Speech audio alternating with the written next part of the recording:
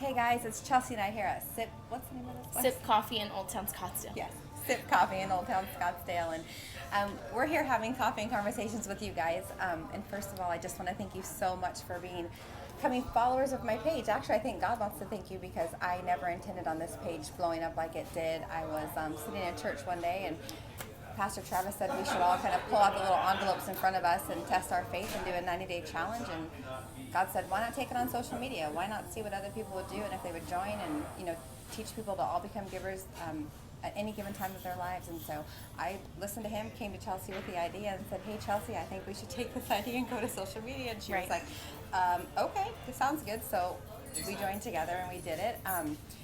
And she is very involved in the group as well as I am, and we are just blown away by how many people in just 3 weeks have joined this group. Over 200.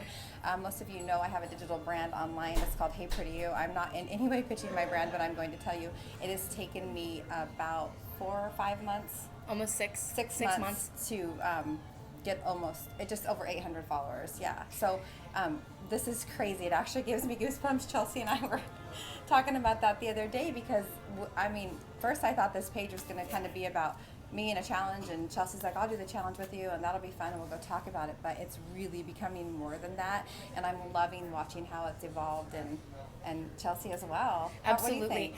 It's just been crazy to me how people's lives are impacted, and that's drawing to people. And I didn't realize that. I was a little fearful to jump on board. I was certainly willing to jump on board with the giving campaign, but from a social standpoint, you have to put it out there and be ready for whatever comes.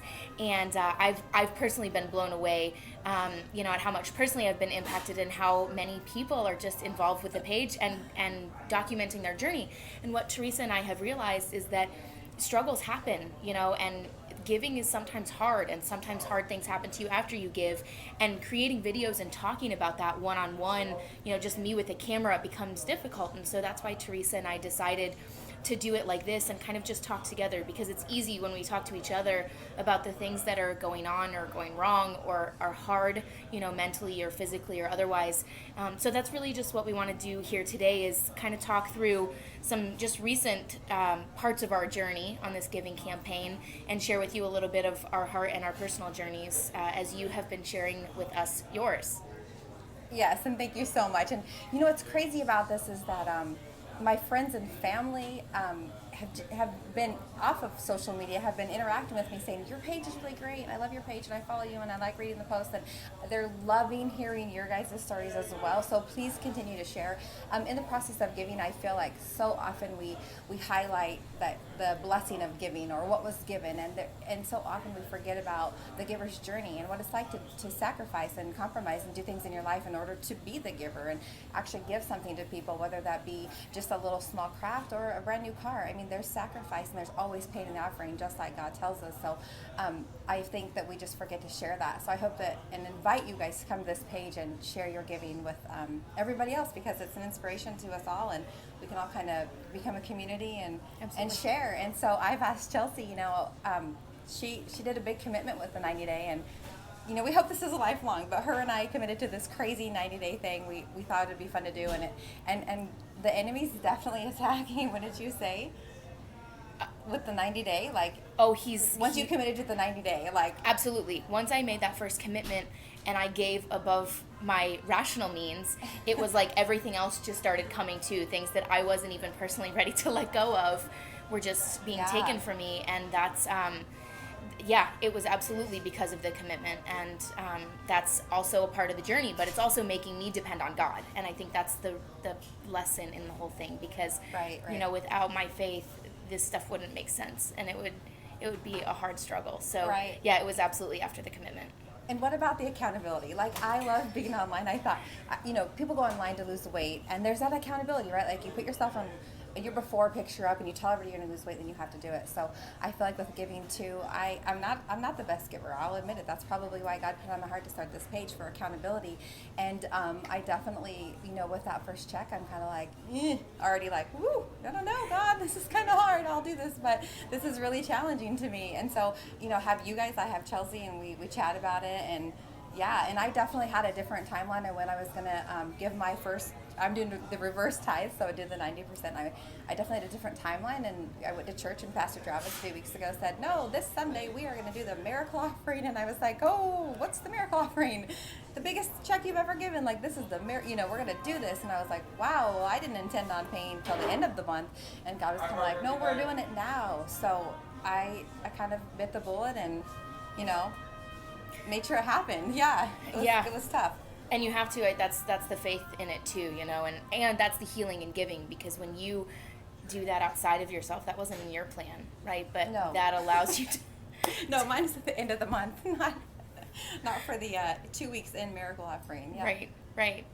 It's been a crazy journey, and again, I'm so thankful for everybody who's participating, because there's days, where I don't post, I don't write something. A lot of times I don't even know how to talk about the journey that I'm going through, but seeing other people post, people that I don't even know, some of them are Teresa's connections I've never met or heard of, it's again that accountability, because it reminds you to keep faith when things are getting hard, to keep remembering that things aren't peachy just because you decided to do something outside of yourself. And so there's like an encouraging level to that accountability, and I'm finding so much personal value in that. It's amazing, huh? I mean, I just had somebody call me the other night who I kind of got into his life a few years ago, maybe like 3 years ago, and I thought this page would be more about giving, and I guess it's just sharing God with the world, because I honestly never intended on this to happen. And I was chatting with him on the phone about some business, and he goes, hey, what about that Facebook page you have? I said, well, what Facebook page? My Hey Pretty You, the personal page, like what? And he's like, no, that faith thing. And I was like, oh, my daring faith. Yeah, absolutely. And he goes, tell me about that. Well, little did he know kind of why I wanted to do this also, and it's just been in my heart, is his daughter passed away of cancer a few years ago, or last year, and I just got to experience love and giving unconditional. When people have cancer, I feel like, the world kind of comes and you'll just give anything. You'll give money and time and cars and airplane rides and just love. And I thought, wow, what if we all just loved and gave like that, right? Because giving is really, it comes from your heart. It's a heart condition, and so often we're not. And I'm guilty of that. Like I'm gonna be the first to say, giving sometimes is hard because we just want to keep it all to ourselves. But just being able to see that, and he called me and said, tell me more about your church, and I never ever expected that. So please share your stories when you guys see life-changing things that happen on this page with us, because just in the past 2.5 weeks, my life's already been changed just by hearing stories and seeing what people are doing, and it's really, truly been amazing. Yeah. It is, and just to reiterate that, giving isn't just about the finance. It's about your time. Sometimes that's where I struggle, is giving my time above what makes sense financially, above what makes sense, for my day or my week or my schedule. Right. Sometimes it's my talent. Do I have an extra hour to spend here with this person when I know they have nothing to give me in return? And I have nothing to gain from it other than the gift in itself. So there's giving in all of that. Right, because God always sees. You never know who's watching. You never know what opportunities can arise because you took the opportunity to donate to somebody that maybe you weren't going to get something back from, and you did and stepped out in faith and kind of sacrificed. And then maybe a year or two, 5 years down the road, you might get blessed for that, or maybe it's their lives you blessed, or in some way. And it's pretty cool. So I want to talk today. We talked a little bit about it personally, and that's when we decided to just turn on the camera and talk about it for you guys, and share it with you guys, how once you give and once you commit, how the enemy attacks you and how the enemy starts throwing fiery darts at you. And we just want to share a little bit about how that's happened in our lives. And we started to talk about that a little bit, but we just kind of want to dive in with you guys. Do you want to start, Teresa, or do you want me to? Yeah, you have a good story. Go ahead and share. So to make a long story short, I've been tithing for quite a while. I wouldn't say that it's consistent. It's not every single month the exact amount, but I've been for years. Thank you for your honesty. Oh, complete honesty. That's what I told you guys. I'm coming to you honest, raw, and real. Like, I'm not gonna, let's do it. Yeah, right. No, I have not been perfect. There's even been months where I've gone and I've missed it, but I've always, I mean, not always, but or maybe a few in a row. Has been a few in a row. Yeah. Needed new tires in the car. Right. but in general, like, I understood the principle of tithing. I knew that it was important. I knew that that was something that was weighed on my heart, and I've never struggled with the concept of it. It's just the practice of it, right? So coming back around to this idea, and when you brought this to me and said, hey, let's do this together, emotionally, it's like, yeah, let's go, and then I had to assess my heart and like what's above my means and what can I give for that. It's kind of like getting on a roller coaster ride. We're like, yeah, this is going to be a great ride, and then we get on, and Chelsea and I are like kind of buckled in You the feel seat. the We're ricketiness like, of oh no, we're not, and we're like going up because you see Yeah.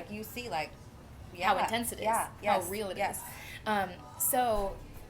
So I donated not only a tithe, but a donation above that, an offering above that, that was just totally, it was out of my means. It was irrational, but God had laid it on my heart, and I knew this is what I have to give, and it has to be outside of myself, because that makes me depend on God to provide for me and depend on the people in my lives, right? And, I didn't go around talking to people about the fact that I gave a whole bunch of money to a charity, but you become a person that depends on your surroundings a little bit more when you realize it's beyond you. So I donated, first thing, like Teresa said, let's start this May 1st. I donated right then, and so all right, let's go on this journey. Mine was May 30th, just so you know, and then the miracle was May 15th, and that's when God said, you're going to do now. Do it now. Like, oh, okay, Right. do it now. So what I found is, I gave the tithe, I gave the offering. I was nervous but excited. I posted a video to the page. Teresa and I would touch base every 2 or 3 days and just talk about what's going on in our life and how the giving is affecting us. And what I started to realize fast over these last 15 days is that not only did I give financially above my means, things started to be pulled away, right? God allowed things to be removed from my life financially. And it's a little difficult for me to share this because I'm normally very personal about this stuff, but this is real. A client that's been with me in my business since the beginning, for almost 3 years, called me a week after I gave that first big donation and said, you know what, we love our relationship together, but this, doesn't make sense for us anymore for, other reasons, and we believe in your work, but financially this isn't in our cards anymore. And not only did I give, right, out of my means, but now that stream of revenue was taken out of my life, right? Yet to no fault of my own. That's just the way things happen.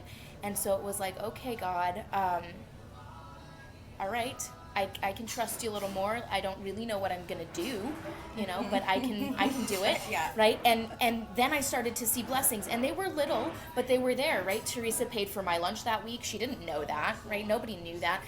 Another friend, took me out to coffee just because, it's little things. And those happen all the time, right? That's not new in my life, but I certainly appreciated them more that week. That's it.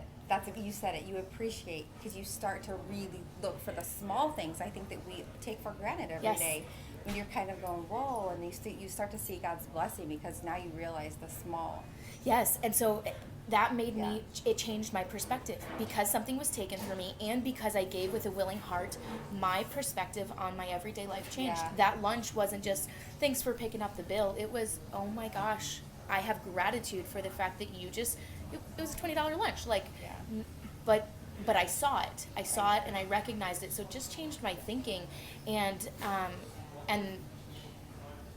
changed my hunger, right? Now, the way I'm operating my business is a little bit more intentional because I know that I don't have this new stream of revenue coming in. I have to be a little bit more intentional about how I spend my time, or maybe new clients that I seek out.